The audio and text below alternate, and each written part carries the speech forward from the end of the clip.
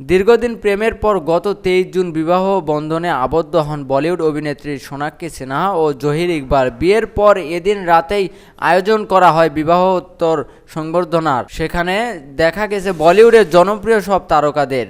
সেই অনুষ্ঠানে দেখা যায়নি বলিউড বাদশা শাহরুখ খানকে, তবে বিয়েতে আসতে না পারলে ও সোনাক্ষী জহিরের জন্য বিশেষ উপহার পাঠিয়েছেন শাহরুখ। গতকাল মঙ্গলবার সন্ধ্যায় বিয়ের বেশ কিছু অদেখা ছবি প্রকাশ্যে আনলেন সোনাক্ষী। ইনস্টাগ্রামে পোস্ট করা প্রতিটা ছবির সঙ্গে জুড়ে থাকা মুহূর্তের বর্ণনা দিলেন নায়িকা। সেখানে জানা গেল বিয়েতে সোনাক্ষীকে দেওয়া শাহরুখের উপহারের বিষয়ে।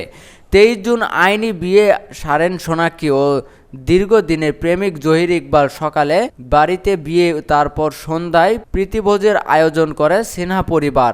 সেখানে ডাকেন ইন্ডাস্ট্রির বন্ধুবান্ধবকে। সালমান খান থেকে রাভিনা ট্যান্ডন টাবু সহ একাধিক তারকা আসেন সোনাক্ষী জাহিরের প্রীতিভোজনে। তবে দেখা যায়নি শাহরুখ খানকে, কারণ সেই সময় পরিবার নিয়ে লন্ডনে ছুটি কাটাচ্ছিলেন অভিনেতা। উপস্থিত হতে না পারলে ও সোনাক্ষী জহিরের বিশেষ দিনে উপহার পাঠিয়েছেন তিনি।